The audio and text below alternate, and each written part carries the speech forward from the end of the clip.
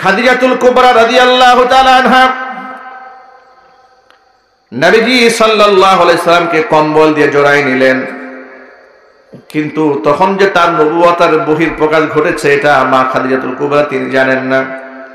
নবীজি সাল্লাল্লাহু আলাইহি সাল্লাম নিজেও জানেন না তার কাছে কে এসে তাকে বুকের সাথে আলিঙ্গন করেছেন। ওই সময় আল্লাহর নবীর মনটা ছিল খুব একেবারে অস্থির, সন্তুষ্ট ছিলেন তিনি, খুব পেরেশান। ভয় পেয়েছেন তো, ভয়ে গায়ে জ্বর চলে আসছে।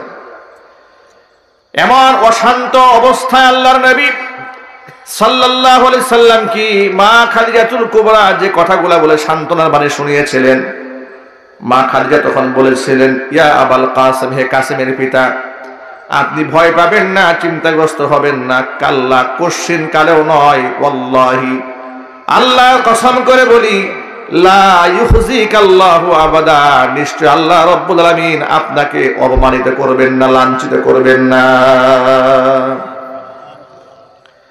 আপনাকে আল্লাহ তাআলা দুনিয়ার মধ্যে বেইজ্জত করবেন না, অসম্মান করবেন না, কারণ আপনার মধ্যে এমন কিছু ভালো গুণ আছে, এই ভালো গুণের মানুষ কোনোদিন অসম্মানিত হতে পারে না। ইন্নাকা লাতাসিলুর রহিমা ওয়া তাহমিলুল কাল্লা ওয়া তাকসিবুল মা'দুমা ওয়া তুঈনু আলা নওয়াইবিল হাক্কি।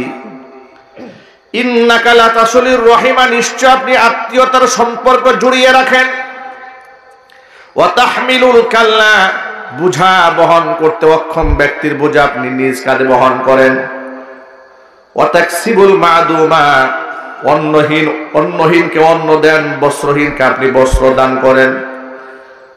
ওয়া তুঈনু আলা নওয়াইবি